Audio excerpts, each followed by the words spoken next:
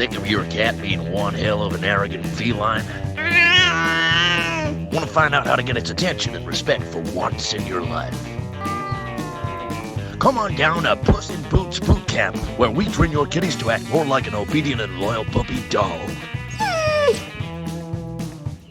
My cat came back and it sure as hell is a dog now. It barks, it sits, and I even teach it to play fetch. Make your cat your bitch at Puss in Boots Boot Camp. Proud sponsor of Calculated Drivel, the Freedom Frontier.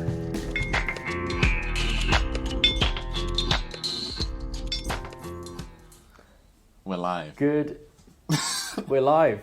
Good evening, world, for the highly anticipated round 3 of Calculated Drivel, the Freedom Frontier.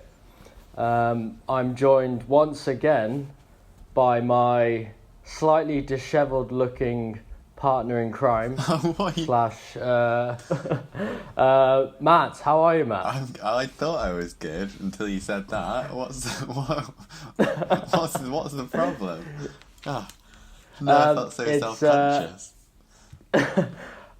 You've got a bit more stubble than you'd normally have, but it's very, very marginal. I'm starting to let myself go, I admit. No, I'm alright. Enjoying the sun, getting all my vitamin D.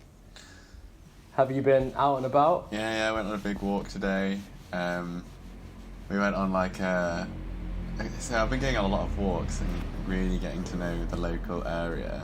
So I've seen a lot of it. So we decided to head north today. So just headed north for ages. Did you have a compass or a sundial? Just my general pigeon-like sense of direction. Okay. We basically ended up in just the kind of grossest, most wealthy neighborhood where you have all of these hideous new build mansions where they all look the same, but they clearly all cost millions of pounds, and they have private security driving down these streets, and yeah, it's mad. And there you were, this slightly dishevelled looking chap. Well, yeah, apparently. Roaming the gateways. Yeah. I was looking and get stopped by any of the security looking like this. Yeah, that's true. I don't want you to sort of after the call sort of go to the toilet and then cry, if you will. Yeah, so I've been furloughed, which is all right for now. And how's it? What have you been doing to entertain yourself? I've been going up on the roof a lot more, because you know what Nice. The roof here is like. It's worth heading up there on a sunny day. Sea views, or views of a cricket ground, which both Matt and his close friend Hugh were interested in. I mean, I just don't follow cricket at all, so I never look that way, which is quite... and Hugh have been to that cricket ground to watch cricket. Any good? Yeah. How would you describe Hugh briefly? How do you know him, and why do you keep knowing him? I would describe him as the I don't know. He's very friendly, reasonably well spoken, reasonably intelligent chap. Very reasonable guy. Sort of. That's something I'd say all round reasonable. He has been described by me as being the youngest. What's the word? The youngest middle class person ever, having got into the wine industry at the age of about 23. Which is something I would normally associate with people in their middle age. So that's He's got his feet on the ground. Nice. I'm trying to think, why did I bring Hugh into this? I got you into Brighton? Something about Brighton? The cricket ground. Yeah, the cricket ground. So I never look towards the cricket ground because I don't follow cricket. But when Hugh and Matt came so you refused to even look in the direction of cricket? I'll look in that direction, but but I won't spend most of my time looking that way. I'll normally look towards the sea. So, Sure. Yeah. Sure. How have you been? What, Go on. I was going to say, do you have any plans to kind of recreate what you were missing out on from your Dominican Republic trip in Brighton? So maybe now you've got the extra time furloughed, you could maybe try and build some kind of Dominican interior, Treehouse, maybe? Or... recreate the magic. Yeah. One of the methods of recreating the magic is listening to Dominican music, which is something I was doing anyway because Carlos sort of exposed me to merengue and bachata and salsa, cool. But also like cumbia and like more sort of almost like Peruvian, Colombian sounding, South American house / beats, like that sort of stuff. Okay. Interesting. So that definitely helps, but I feel like when you're just in a flat for ages, and you make a joke like saying something like, I keep saying, it's Friday night. Since I've been furloughed, I kept saying to Carl, it's Friday night tonight. But then if you have it's like people, it's like to try and be like, just play on the fact that I don't have work tomorrow. But then the Friday feeling, excuse me my use of that phrase, world listeners, it's a bit of a tragic phrase, but you don't get it if Friday is happening every single day. Oh, also, I forgot to mention, world listeners, Matt and I are very, very proud and appreciative of the contact we received from Puss in Boots boot camp in the US. Matt reached out to them a few months ago, actually. Just, I think in general, he had a cat quite a while back. It was a nightmare around the house, shrieking, and they basically just make the cat act a little bit more like a dog. Some might argue, why don't you just get a dog? But, if you're a cat person, it's not easier said than done. So, Matt, what were your thoughts when you saw the email from Puss in Boots boot camp on them wanting to put money towards the show? And yeah, it's amazing. In a way, I wasn't that surprised since the second episode, in comparison to the first episode, in terms of like our global reach and the amount of feedback we got from people, complete strangers. I think we had 3 times as much interaction on the second episode than on the first episode.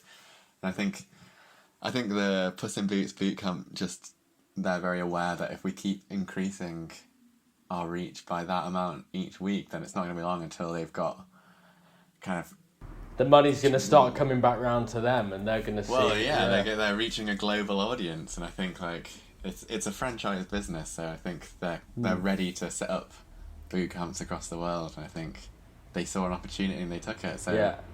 I'd like to thank them on our behalf, because the listeners probably don't know this, but this podcast is how we earn most of our money.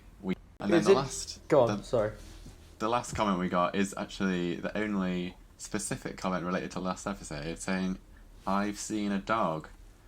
If you remember, we had a feature last week which said, if you see a dog, then write in, and if you can prove that it was a dog, i.e. was it sitting or playing fetch, then we'll send you a free Calculated Drivel t-shirt. So they commented saying, "I've seen a dog." Obviously, I don't have any proof of that, so I replied to them directly saying, "Prove it," but we've had no response. So I'm afraid the t-shirt is going to be a rollover this week. So this week's competition, I'm not sure what it's going to be yet, but whoever corresponds. Does that mean the next person will win 2 t-shirts? Because I know 2 identical t-shirts. Yeah. And also all of our t-shirts for Calculated Drivel come in a range of sizes. Small, medium, large and XL. Did we stop at XL, Matt? I can't remember if we did the double XL or the extra small. I think we're going to double XL. Right. We've not got there yet, but we're looking into it. I'm working on it. I'm trying to pull a few strings. Right, okay. What have you got on your agenda today? Matt? Because I've got a few bits written down here. Yeah, I've got two things. What do you want to hear? Do you want to do my quiz first? I've decided to write you a quiz for this week. Okay. It's quite simple, but I'll tell you where it came from. So, as I alluded to earlier, I've been going on a lot of walks recently. I'm not really into fitness. I don't really like running, but so to keep fit, I've just been going on like big old walks, like 10k walks, Right. around the neighbourhood. And I've got this app on my phone where you can like track where you've been. Yeah. So I've been like doing that every time I go for a walk, and I can see like how much of the like 10k circumference of my house I've got to. Right. Which is quite a lot. Anyway, the other day I went on a really long walk and ended up like going into like Wood Green and Turnpike Lane and coming back. Okay. And Becca, when I got back, Becca was like, "Oh, where did you get to today?" I was like, told her where I'd been, and she was like, "Oh shit, you know that's like really dodgy, that like Turnpike Lane, because it's like the boundary between two London gangs. So there's like loads of crime around there." So a And I was like, calculated "Oh." Drivel member walked along the fault line, if you will. Walked along the San Andreas fault. So, and now it's like, oh shit, I had no idea. It did seem a bit dodgy, but yeah, no idea. So that's kind of led us to do a bit more research and look at like where the different kind of like gang boundaries were in London. Okay. And it's like we found this proper interactive map where you could like see all the different boundaries, where they are, like how close they are to where we live and all this. And because I'd got all of my walks recorded on my phone, I could look at which gang areas I'd inadvertently walked through. Right, okay. And it turns out there's like quite a few. And I think like not because it's just like the gang area, they're not all dodgy. It's just like I don't really know the politics of how it works, but like it's normally centered around an estate or something, and it's like they vary in size massively. Right. Anyway, it's all really interesting, and like there's a big music scene attached to a lot of them. Like I don't know if you're familiar with drill music. It's like I think it's like an offshoot of grime, where these like it's like very gang related kind of rap and grime music. Anyway, so doing more research, found out about all this music. It's really interesting, and then found out a lot of the names of the different gangs that own in inverted commas these areas. Sure. And loads of them have really silly, funny names. Right. So my quiz for you is guess which of the names is real. I thought you were going to start, the quiz was going to be like, name all of the different gang names. So I was like, right, okay. That's good. Multiple choice sounds very fruitful. Yeah. Sets of 3. So like I'll give you 3. Yeah. And you have to choose what the right one is. So are you ready? I guess it's. I'm ready. And also, Okay. imagine this is going to have amazing quiz music over it, which starts right about now. Okay, so first question for you, Mark, on Guess the London Gang is it Okay. A, Biff City? That's Biff City. Biff Is it- City. Is it B, Piff City? Piss City. Biff City? Or is it C, Jiff City? What was C again, sorry? Jiff City with a G, Giff. Jis Fitty, Bis Fitty, Or Piff City? or Piss Fitty. Bis Fitty, Piss Fitty, or Jis Fitty. Could you allude to what any of those might mean if you had to guess? I think Piss Fitty is one that you've written because it's just, I mean, if I was in a gang rival to Piss Fitty, I wouldn't feel too worried about them if that was their standard naming for a start. So I think we might be able to outsmart. I hope that's not the right answer, and they're not listening. Because if it is, Yeah. you got some bad. Yeah, I boys better on not. As long as they don't have any hackers working for them who can trace my location. I might have to start, but then I can always combat that with this 2-meter thing and start walking towards them. We can get onto the whole gang culture, social distancing later. Yeah, how do you start on someone from a distance? I mean, you shout, obviously. You shout. But the other person can always threaten you with, an illness that could seriously do some damage as well. So go for A, Bis Fitty. That is incorrect. It was actually Piff City, so lock your door. Piff City's coming for you. I better get a powerful dog or something to guard the door. Okay. So, Or cat. question 2, which was related to a kind of education sort of thing. Okay. So, is it A, the Red Brick Thugs, B, the Harrow Road Boys, or C, the Soldiers of Shakespeare? Wow, Shakespeare's already come into the show. Will be coming to the show later on. Oh, Can you give me the 3 again one more time? Just quickly. yeah, is it A, the Red Brick Thugs, B, the Harrow Road Boys, or C, the Soldiers of Shakespeare? I really want it to be B, the Harrow Road Boys.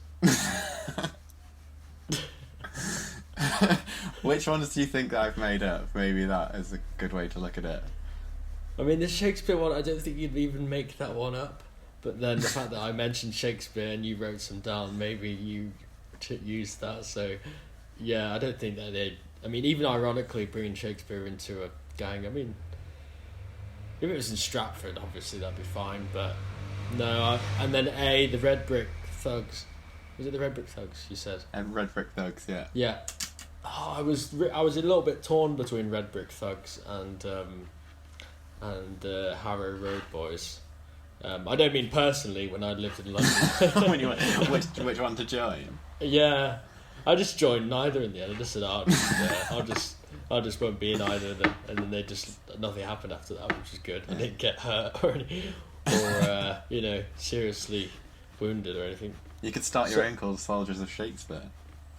I could. Well, maybe you should, Matt. Maybe you should, and well. I'll join. See how you get on. As a one-man gang to begin with. The gang has to start with one person, Yeah, that's true. Is it a gang if it's just one person? The gang leader, you'd hope was. Yeah. I mean, surely the gang leader is the first person to instigate the gang, or something. Do you think? Do do you not think it's a group of people who already know each other and be like, "Oh, we're a gang," not one person like, "Oh, I think I'm going to start a gang," and that's then more of a round recruitment. people up. That's more of a recruitment setup. Like it's a business. Yeah. All right, I'm gonna have to push you for an answer. I'm gonna go for A, the Red Brick Road Boys. No, sorry, Red Brick Thugs. I've changed my mind. You might not believe this, but they're actually all true. Wow. The last one. These are all money-related gangs. Perfect. Is the real gang A, Young Uns About Money? Is it B, the Get Money Gang? Or is it C, Easy Cash? I like Easy Cash. Go Easy Cash. I like the Get Money Gang because it's like the mission statement. They know what they want. They put it in their name. No messing around. Straight to the point. I think the reason why I liked that one when I heard it, but then when I heard Easy Cash afterwards, I just thought they sound confident. They've almost won got the cash before they've even tried to get the cash. Yeah, easy. They know what There's no doubt in the name, which is positive, I'd say. So I'm going to go for, I'll stick with C, Easy Cash. It's not Easy Money, Easy Cash. Actually, all real gangs. Wow. In London. Who would you be drawn to? I mean, where did you walk? I like the Get Money Gang because I feel like that's the reason why I would be joining one in the first place. Yeah. I guess any sort of pay rise query you'd put towards them. I mean, you'd never feel odd about asking for a pay rise whilst being part of that. Yeah. If any gang members are listening, then write in. Shout out. If you're enjoying Shout the show, out, guys. yeah. Let us know how you're dealing with the current isolation times, how you're coping with kind of dealing drugs, kind of gang warfare. We're interested to hear how you're getting on. I mean, logistics of it must be a nightmare for them. I mean, we were world listeners, I forgot to mention, we've actually got a very special show this week because we've also got a guest on who I interviewed earlier in the week.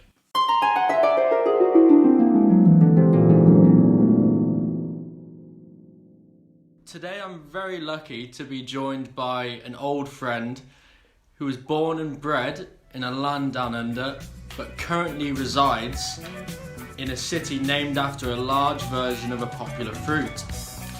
He has become famous through the documentation of his travels alongside his close ally, Ryan Godzilling, and continues to produce great short films and comedy, Kieran Murray.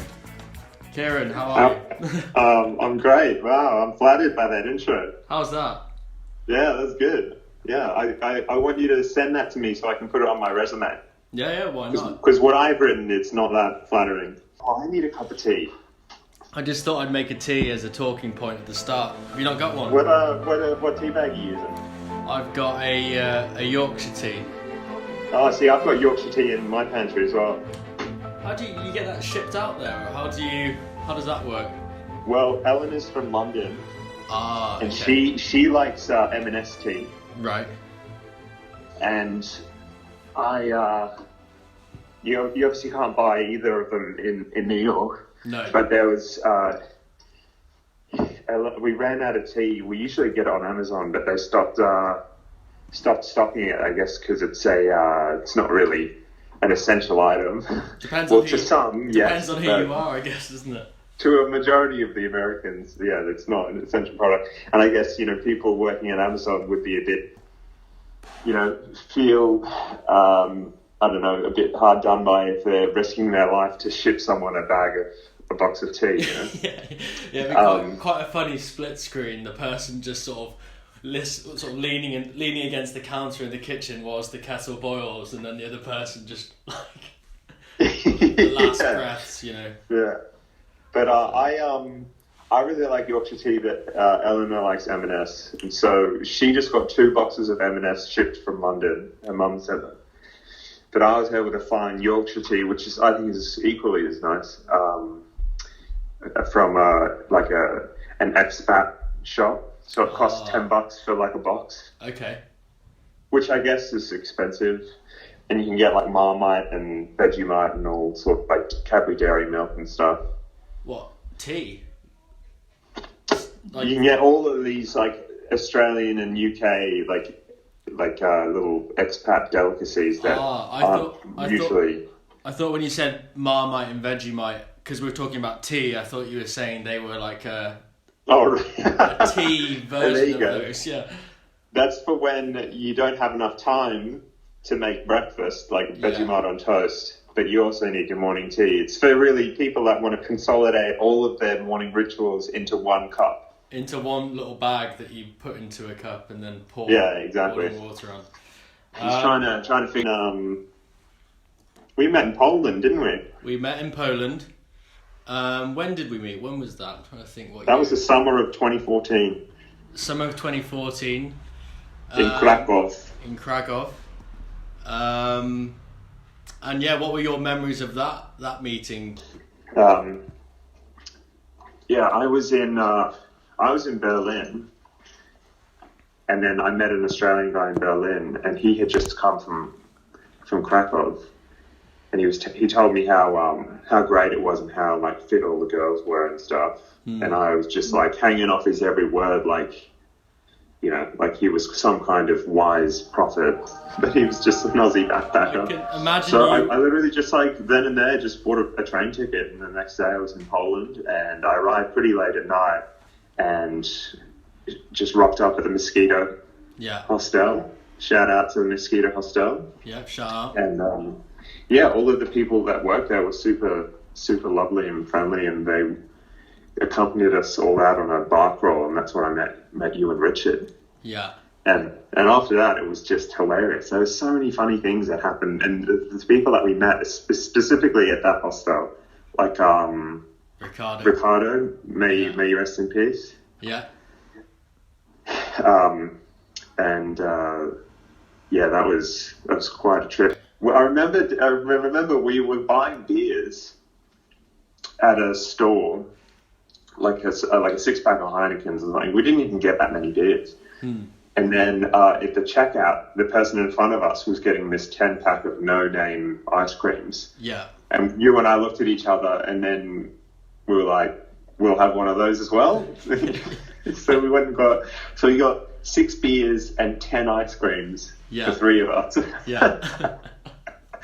So then we sat down in the park and we had an ice cream each, and we had 7 left. Yeah. And so we were like, I reckon we could probably trade some of these ice creams for some beers, because we didn't have enough beers. No.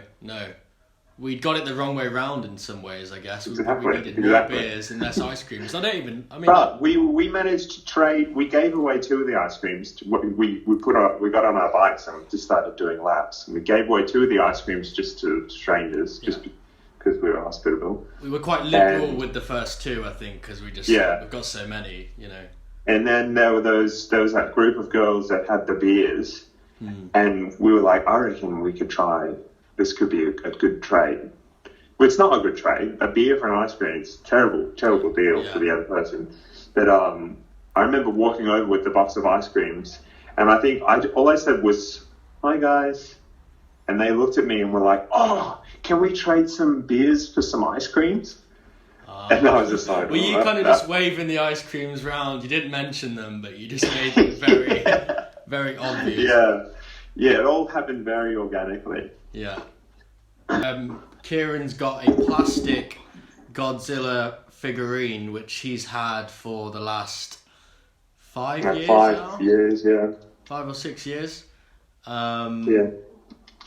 And he's basically just like a travel mascot, but then I used him to take photos of the locations that I would visit.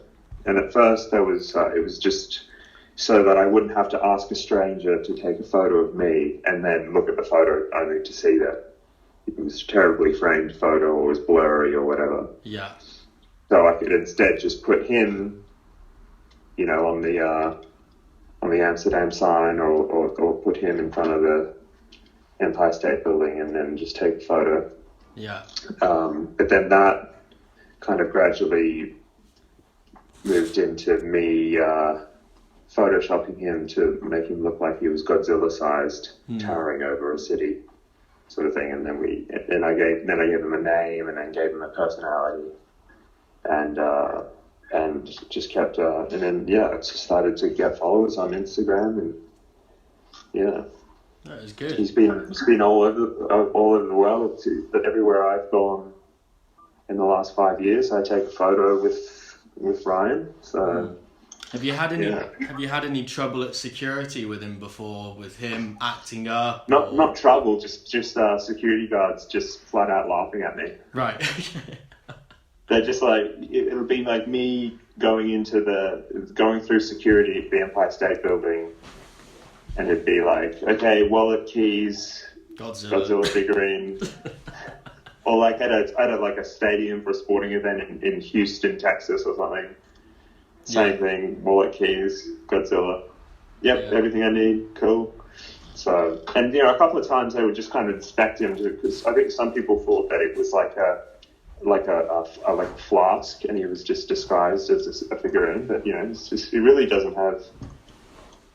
It's just a plastic Godzilla figurine from 1985. Yeah. I got him in Chicago at a comic book shop for $8 on the 4th of July in 2014. So I've kind of put the whole because of the lockdown. I've kind of put that project on hold, and now Eleanor, who you met, and I have been making the sitcom set in quarantine. Do you want to tell the listeners a little bit about Stay at Home and how they can check it out or what it's about? Well, so it was really easy. I recently found out that you can change your YouTube URL. So I tried to think of a unique URL that was really easy to remember. Are you ready for it? I'm ready. You just like, hold on, just let me have another sip of tea before you tell me. It's youtube.com/Albus Dumbledore. Ah, okay. What did you say? And the content is completely irrelevant to Harry Potter. It has nothing to do with Harry Potter. But I just needed something that was easy for someone to remember. Because if I said, oh yeah, my URL is youtube.com/Kieran Murray, people would be like, okay, well, Kieran, how do you spell Kieran? Because there's like 5 different spellings for that name.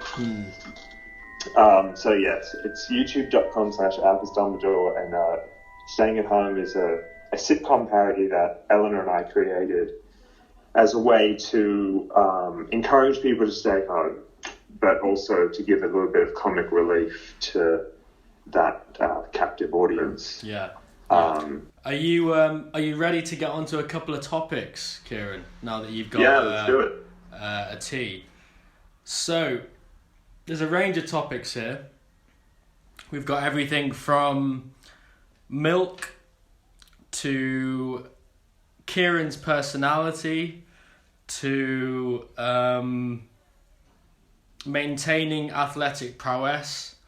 Is there anything that jumps off the page at you? Oh, milk, 100%. Let's talk about milk. Let's talk about milk. So we don't always do a milk segment, by the way, just in case you wondered. And is that because people want to talk more about maintaining their athletic prowess? Yeah, or obtaining athletic prowess from their kitchen. Right. That was a bit vain of me to assume that I'm maintaining my athletic prowess. Or maybe you being ironic. Who knows? It depends. The listeners of the world don't know you yet, so they're going to learn a bit in the next couple of minutes, hopefully. So the first question I've got, and this is on the topic of milk. So rumour has it, Kieran, that you've been working for an oat milk company in recent months. But the question I've got for you today is, what is milk exactly? And how has the definition changed over the last few years? Any initial thoughts? I think the Oxford Dictionary defines milk as the secretion from a mammary gland, if I'm not mistaken. Yeah. So, last I checked, oats don't have mammary glands. No. So I guess there's all that red tape in America at the moment with the dairy industry trying to make milk alternatives change their name from milk because it's not the correct definition. Yeah. Because I even heard about pea milk, as in green peas, like vegetables. Yeah, it's pea milk. There's basically everything. I think that they're going to keep going until you know what I think is going to be a thing in the next few years? What's that? Breast milk from a vegan person. Yeah. Vegan milk. Okay, that could be one.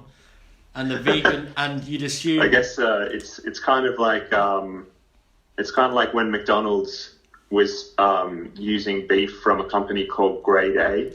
Right. And so then they boasted that all of their beef was Grade A beef, even though it was like awful class beef. Z. Yeah. You could boast that all of your cheese products contains vegan milk, even though it's. Well, by the same logic, a cow is vegan, so that's vegan milk. Yeah, that's a good point. Actually, cow's vegan. Unless you get milk from one of those carnivorous cows, so that's not vegan. No, definitely not. A carnivorous cow that bases its diet on Grade A beef. Which he bought based on the fact that it was Grade A and and also not being that well educated. Yeah, he was swindled. There was a very good spokesperson for the company. He was a cow, so his academic background was limited, but Yeah, he was one of yeah. the most We need more education for cows. I mean, he was a clever cow. He was outstanding in his own field. Right.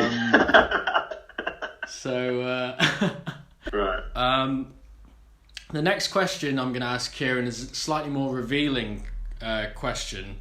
And it is, Kieran, what would you like to remove from your personality during this universal reboot, aka the lockdown? Because everyone always talks about, I'm gonna improve myself by learning this or doing this. Is there anything that you think, that could maybe be ironed out? Maybe there's could iron out or get. What do I better want to at? remove from my personality Is there in anything- this during this system reboot? Yeah. If anything, I'm not saying there is anything, but just a. Well, if I had to pick something to remove, maybe the reliance on having 8 hours sleep every day. I don't know. Yeah. Because I've just been so busy with everything that I've been trying to produce now that I am at home with nothing to do. Yeah. And I've just been really run down with editing, and it's because and sometimes I have to take a break from it, even though I don't want to. Because like the first episode that we created, we wrote, shot, and edited the entire episode in a single day, and it was quite a task. Yeah. And if I just removed that, well, I guess it's not. That's not really part of my personality, is it? That's part of my physicality. So maybe removing part of my personality that craves sleep. Does that work? Yeah, that works. I'll take that. Yeah. So you have more hours to play with to get editing done. You'll never have a conversation with me again where I'm just like, hey, I'm a bit sleepy. No. Could use a nap. That's not going to be me anymore. No. If I asked you next time on a call what a nap is, you'd look at me very confused. I'd be like, sorry, what is that word? Yeah. But in a way, I've been the most busy in the last couple of weeks because of the work that I want to do for my own creative projects. Yeah. No, it's I think it's lucky. It's the one time that it's actually very beneficial to be a more creative person, because at least you can create some novelty. You don't have any other distractions. It's like, Yeah. well, I can't do anything now, so now's the best time to do that video I've always wanted to do. Yeah, exactly. And I mean, like, if you're a banker or a stockbroker or something, I mean, maybe they're entertained with something else, but I can imagine. But yeah, like the bankers, they can't do any of their banking at home. No. Well, I guess online they can, but they can't go in to do all their banking in their banks these days. No. It's same with bank robbers. They can't go into to rob the banks. Well, they they're can. not open for bank robbers. It's trying to do it from home, which is the hard part for both. Yeah, bank robbing from home it's really, really tricky. Yeah, I mean, I guess you can do a bit of role play and sort of pretend the kitchen is the bank, and if you have a spouse or flatmate, then they're the teller. Yeah. They can play the role of. And that way they won't be out of practice for when the banks reopen. Yeah, and that should be scheduled quite rigorously into their week. Like, okay, I'm going to do 2 practice robberies but change it up though. Do some in the kitchen. Today we're going to do 2 armored guards. One has gone on a cigarette break. Yeah. At 11 a.m. sharp. So this is a window, and they've got bulletproof glass. It's a single 12-pin vault in the back, etc., etc. And that's where you can then start bringing in all sorts of other stuff. But for all the burglars, all the bank robbers listening, it's going to be tough. I understand it's going to be tough. We don't want to put you in the dark. We know that these times are just as tough for you guys. Maybe we can start an Indiegogo for the bank robbers. A GoFundMe almost. A GoFundMe, just anything people can give, because the bank robbers are really suffering. They have families that they need to feed, Yeah. You know, it's in some ways you could consider it a victimless crime because the money is insured Yeah. a lot of the time. So, you know, and because of this global lockdown, like they don't have the means to provide for their family. It's really it's going to cause issues. Yeah. Well, actually, that brings me on to one of my main points that I want to speak to you about. Here we go. Segues. Apparently, rats. The rats in New York.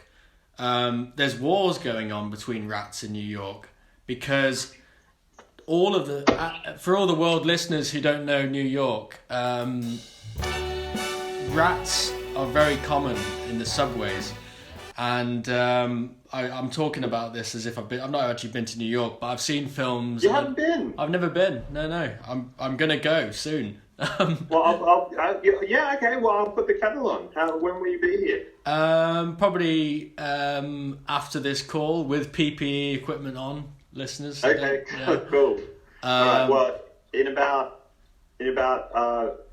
7 hours, I'll put the kettle on. Yeah, put the kettle on in 7 hours. So okay, sounds good. The rats in New York normally get a lot of their food from the restaurant business and all of the dustbins or the trash cans being full of leftovers from meals and just food in general.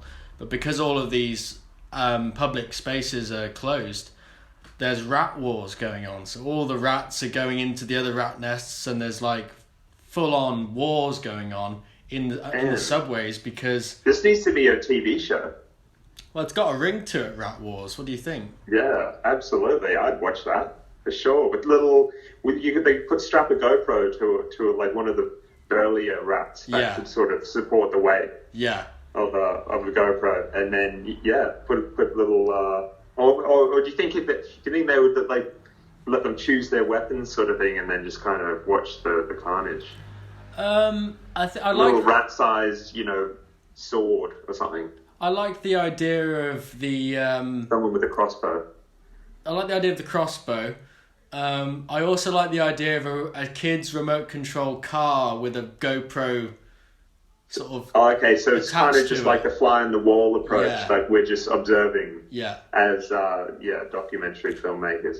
So and maybe we should get David Attenborough involved. Do you have his number? He probably just lives down the road from you. Yeah. Everyone lives pretty close over there. Yeah, so he lives in England as well, so I'll just see him and speak to him. And he's obviously not got that much nature to speak over in terms of footage. He can't get out and about. Yeah, what's he doing these days? He can't go out and observe nature? Well, that's where maybe Rat Wars could be his ticket out of here. Well, not out of here, he can do it from home, but we'd send him the footage and he could then work his magic with it. It'd be hopelessly impractical to carry them away. The one in New York, so just let me get all the footage. I'll get a remote control car.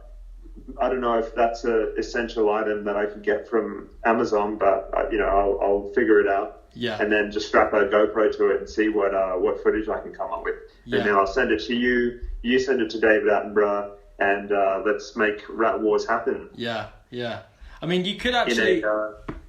It's not in a galaxy far, far away. It's in a subway station just down the street. A subway near you or something. Yeah. Yeah. Don't know. We would have to do the two nears, but okay, far. They got away with it. The far though. Yeah, exactly. Maybe it loses its power when it's really close by, though, because the galaxy. You want it to be mysterious and kind of far. Yeah. So maybe a subway station uptown. Okay, that's got a good ring to it. Further. Yeah, add the rat protester to the GoFundMe idea. Yeah. But I'm glad we got through that. Actually, it was interesting. I wanted to see how we managed to get from. We started at milk and we got to rats.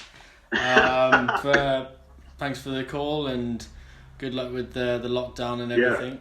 And I'll check out the latest episode of the Stay at Home as well. Yeah, do it. So that's I guess my little plug. Check out Staying at Home.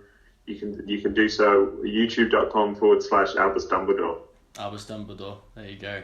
Is he going to make a cameo at some point? He kind of has to sort of. Hey, maybe. Who knows? So yeah. So there's anything can be done if you just put your mind to it.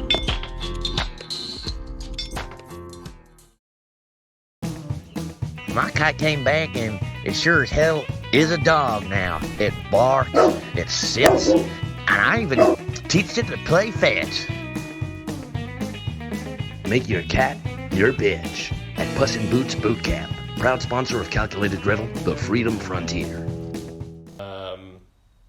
Good friend of mine, Kieran Murray, from Australia. He resides in the Big Apple nowadays, but he's a very interesting chap. And on the topic of the gangs, if you guys are, I don't know, interested in New York or how things work over there, we do shed some light on the big city that never sleeps. But now, I say it sleeps. It sleeps a bit more than it used to, in terms of everyone's indoors, no one's out and about. I guess unless they're doing the exercise drill. That was another question I was going to ask you today, Matt. Do you think everyone's going to come out of the lockdown very fit? Like people who were like maybe heavier are going to come out lighter, and people who are maybe light will come out heavier, or what? I mean, is it just going to be a very fit public after this in terms of first festival out? Everyone's absolutely shredded or something. Is it my knowing? Why wouldn't it? I don't know. It depends how.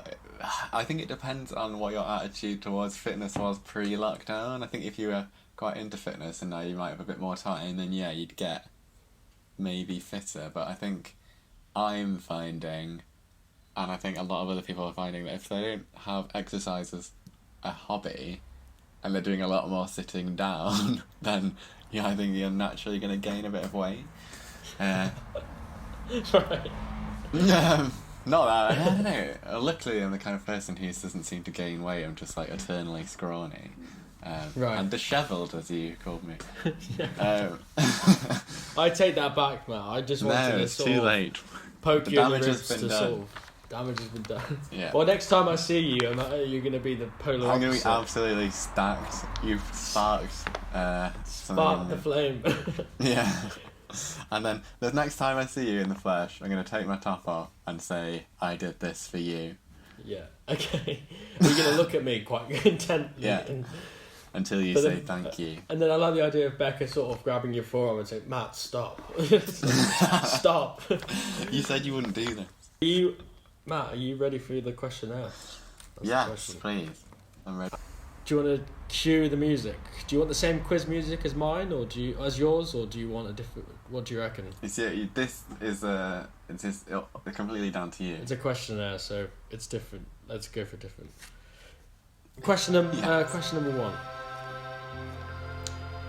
If you could time travel to before the coronavirus began and give your slightly younger 2019 self some advice without giving away explicit details of what was going to happen, what would you say and why? Interesting. What would I say to myself? Yeah. And I'm not allowed to give away that a pandemic's coming. I've just got to be like. You've got to give some advice that would be very helpful, but you can't say, "Oh yeah, there's a pandemic coming. Go on loads of holidays as quickly as you can and get about before you get locked down." You've got to be like. And how far in advance is it? It's 2019. 2019. So it's I'll give you early November, very early November. 2nd of November, something like that. Interesting, because I did go on a big holiday after that, so I wouldn't want to worry myself. I'd probably say all that stuff that you left at your parents' house that you wanted in London this year. Probably. Oh, why don't you bring that down a little bit earlier? And maybe, you know how much you like eating bread? Maybe you should try.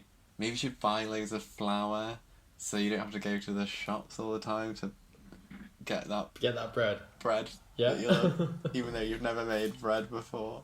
Would you buy it, or would you say you can fuck off, future Matt? Or what would you say? I think realistically, I would have told myself to fuck off because I have no interest in making bread. No. I actually haven't made any bread since lockdown. Yeah, actually, world listeners, if you are making bread during lockdown or you've started making bread, please get in touch. The best way to get in touch, I'd say, Matt, is drop a comment on the YouTube video. On YouTube, yeah. Just to avoid any confusion for the world listeners, could you just explain what bread is? Oh, this feature's back. I thought I had a week off. Absolutely not. Okay. This is our top pissing feature. Okay, so I'm not allowed to go on any Google like I didn't in previous occasions either. I was off the cuff. Bread is a very, very, very popular source of food that humans have been eating for a very, very long time. It stands up, if you will, on a table once it's finished. Once it's made. It's that's the first thing you can describe it. Matt, the whole point is I'm describing it in a freaking silly way that's hopefully going to entertain our listeners during a dull period. Fine. If I was going to do it, I could do a really technical response. Yeah, you use yeast, flour, and you make a dough-like substance, and then that dough-like substance goes into a piping hot baking oven for a very precise amount of time. You add some yeast, and out comes bread. Normally it's buttered, sometimes it's not. No, that doesn't explain what bread is, though. You put the ingredients together into the oven and out comes bread. What's bread? Yeah, and out comes this thing that you don't know what it is. Unidentified. All I know is that it stands up on a table. It doesn't anything that's like got any hype to it. Yes, all I know is it's not a pancake. Yeah, it's... So... I imagine, if there is anyone listening who doesn't know what bread is, could you let us know if that was an adequate description? Yeah. And if you see any bread, or what you believe to be is bread, comment down below, and maybe Mark can confirm if it's bread. Yeah. I mean, it's... Basically, if it stands up on the table... If it's something you... Again, another thing is, if you spread butter onto it, if it's something that you've seen someone spreading butter onto, or putting a fried egg on top, 9 times out of 10 it's going to be bread. So somehow you've ended up asking me a question whilst I'm doing the questionnaire. That's alright. It's a feature that we've had from the start, and goes back a little while now. So, question. Listen in, Matt. Do you drink heavily during lockdown? If so, why? And if not, why? It's a good question, and I'd say I do not drink heavily, much to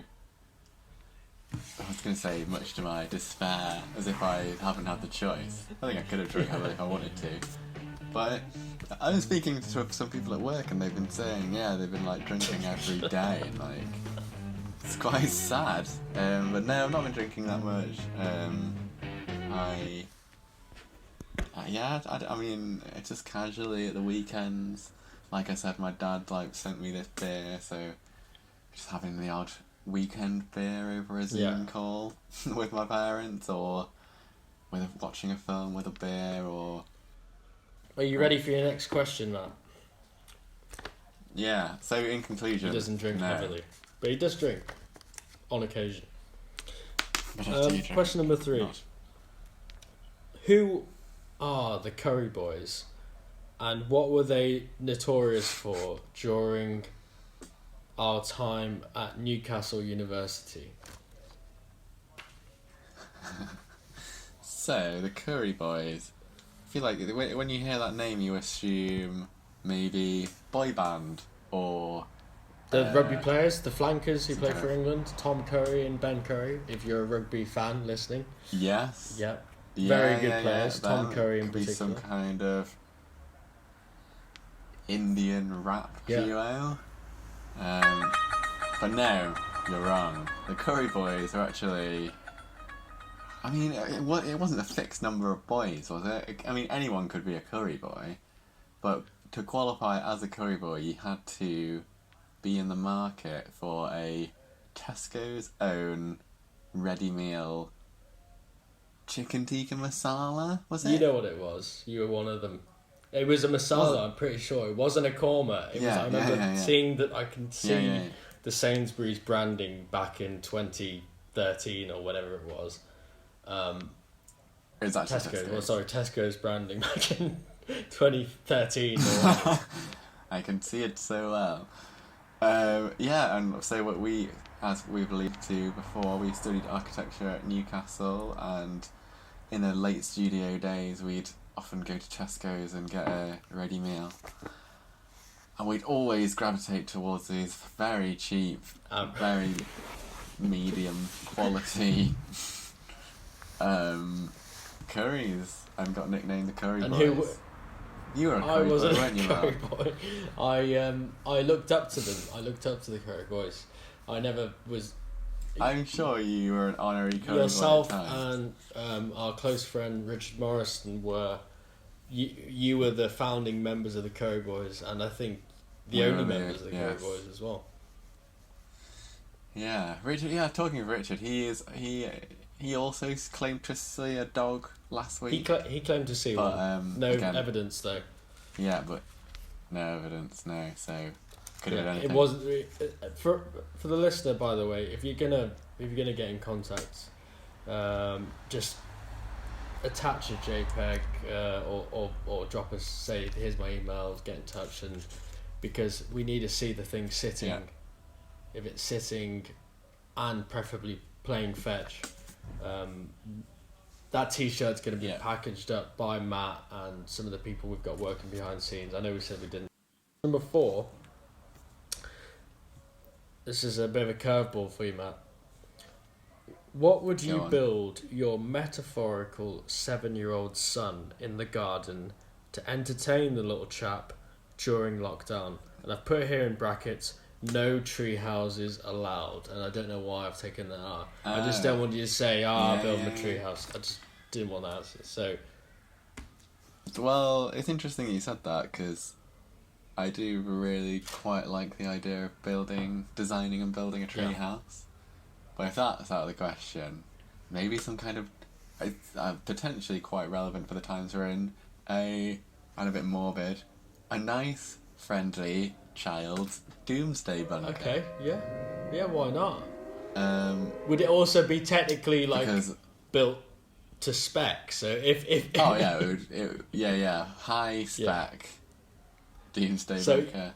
The only thing that makes it children friendly is the colour scheme, which is pastel shades. Pastel shades and soft interior finishes, and so it's quite fun to play around in. But if things did kick off and something was dropped on top of it from a height, like a bomb or something, it would be fine. Or you'd done your homework as much as you could with the information you had available without contacting CIA or whoever.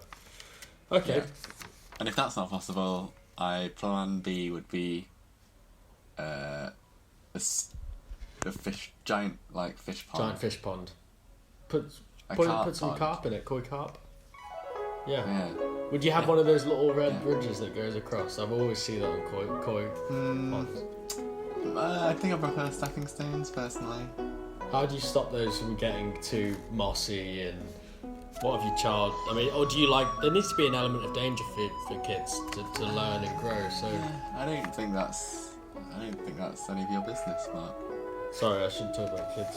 That's a good point. Not after.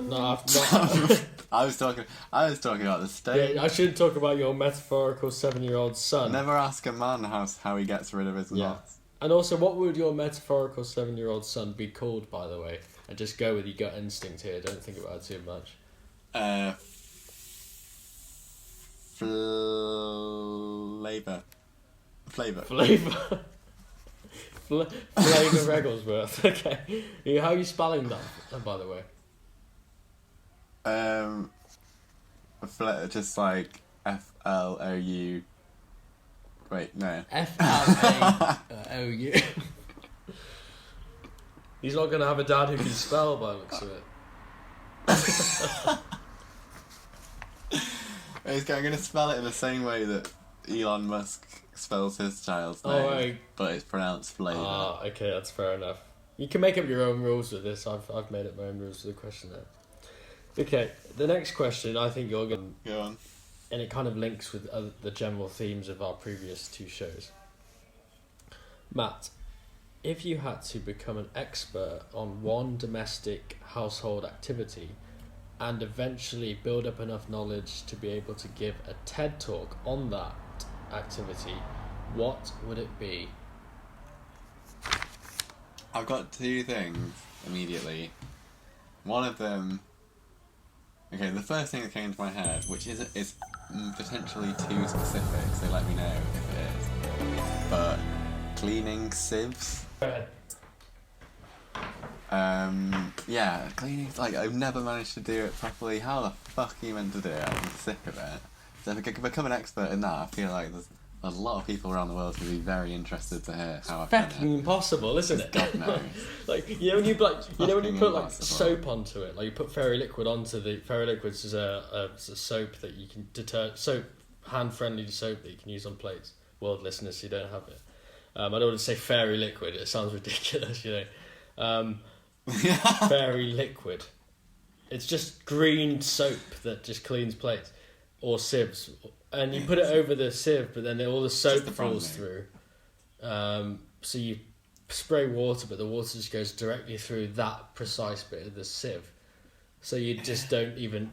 Try and put soap onto a sponge, but like... Oh, it's a nightmare. I'm getting angry even thinking about it. Have you like... I normally just buy a new sieve. Have you like punched a wall or something when you've been trying to clean a sieve, or have you had to go on a long walk or what? It's not really. I like the idea of you going on a long walk. Going on a long walk is more. Yeah. Going on long walks more in my nature. I'm not really a hisser, but unless you got a tennis racket in your hands, I'll just sigh a lot. Yeah. So that. Yeah. I reckon that'd be a pretty hard-hitting, high-rated TED Talk, if I'm honest. Okay, sieve, how to clean a sieve. If not, something about robot vacuums. Quite interested in robot vacuums. There's something very sad. I like the idea of robot washer. Just something that just... Because loading a dishwasher is a job in itself. Like, it'd be nice if there was a robot that loaded the dishwasher as well. Because you and I talk and unloaded it and dried it and did everything. Cause it's just tragic, isn't it? When you're just like, oh, I'm back in the kitchen cleaning, and it looks fucked. The kitchen. Oh mate, don't talk to me about how hard it is. You've got a bloody dishwasher. Well, it's still I'm the dishwasher in this house. Is it actually you more than Becca, or do you both just like share the load? Yeah, it's a bit of a trade-off. I do more of that because she really doesn't like it, whereas I can kind of tolerate it because I like having warm hands. Right. But then there's other things that she'll do, not because she enjoys it more, but I think because she doesn't trust my capabilities. Right. That's fair enough. You got to figure things out in houses with the domestic stuff. Yeah, we're pretty well versed now. Are you ready? We know what we we like. What we know. And we like what we know. That sounds like such a narrow-minded approach, isn't it? Sort of, I don't like that. I don't know it. Don't like it. Which a lot of people, unfortunately, are like that. Question number 5. Actually, sorry, that was question number 5. We're question number 6 now. Question number 6. What modern-day cars would these historic people drive, and why? And I don't want you to think about it too much. I just want you to say the car you think they would drive. Straight away, and then give me a quick sort of reason why you think they'd like that car. Question number 1. Christopher Columbus.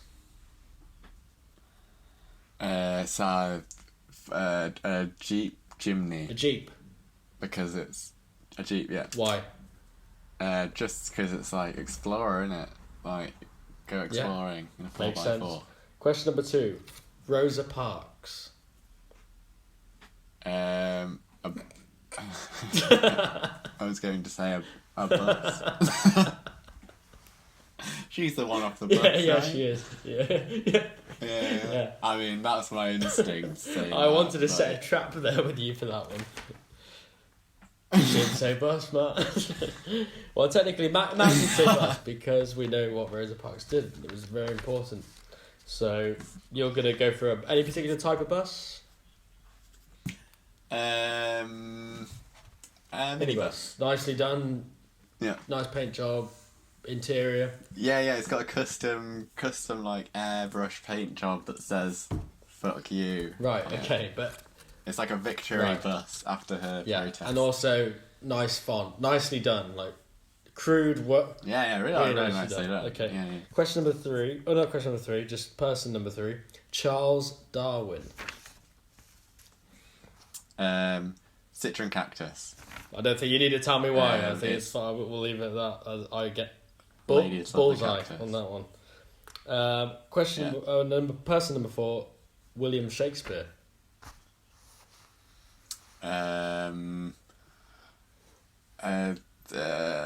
Lotus.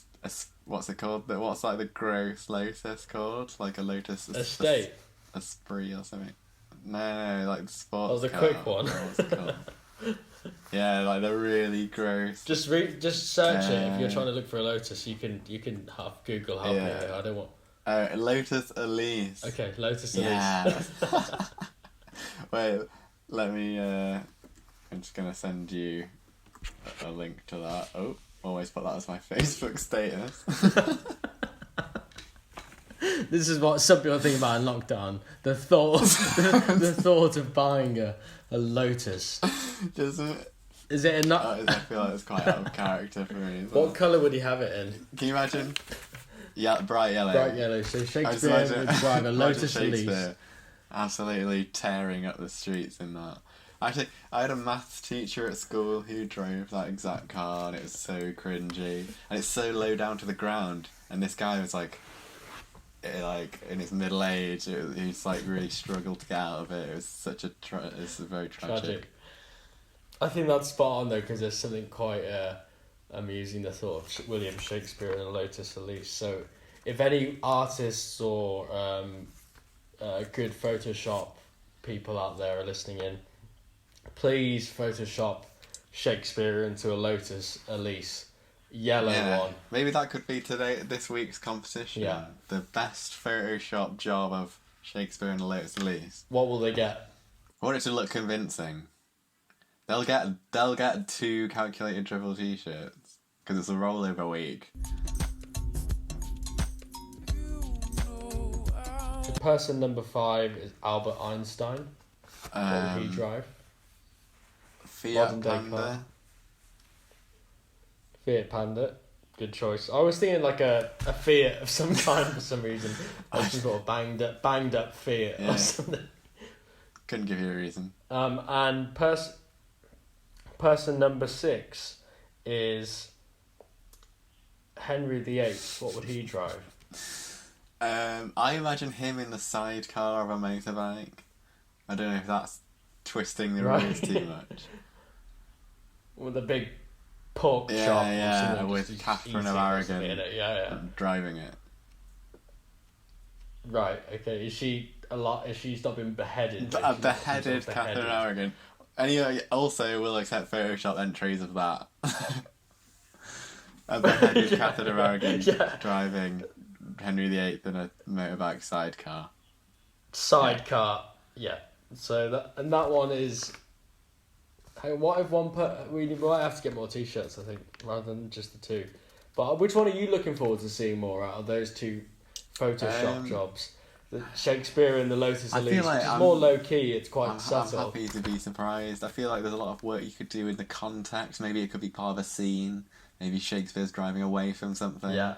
Maybe. Yeah. Yeah. His problems, maybe. You know. Yeah. Yeah. And that actually concludes my question there. Enjoyed it very much. I know it was. Can we actually enjoy that? Are you drinking heavily? Was that actually a cry for help? I'm not. No, it's not a cry for help. I'm not drinking heavily. At the weekends, I'll have some drinks, and now that I'm furloughed, I'm I didn't really have any drinks until it was. I had a drink on the first night of the furlough, just to sort of celebrate the furlough, just because it was just a bit of time off, and from being sort of locked to a computer for 5 days a week, which is nice in itself. For the listener, Sorry? we should remind everyone, world listeners, to send in your Photoshop images of, what was it? The first one was William Shakespeare in a Lotus Elise, and the second one was Henry VIII in a motorbike sidecar driven by Catherine Aragon post-beheading. Thank you, world listeners, for tuning in again for Calculated Drivel, the Freedom Frontier episode 3. Matt, did you want to say anything to the listeners? Thanks for tuning in, and thanks again to the Puss in Boot Boot Camp for sponsoring us.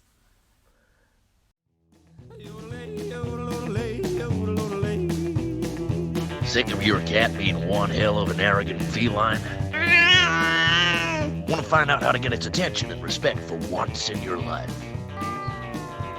Come on down to Puss in Boots Boot Camp, where we train your kitties to act more like an obedient and loyal puppy dog. My cat came back and it sure as hell is a dog now. It barks, it sits, and I even teach it to play fetch.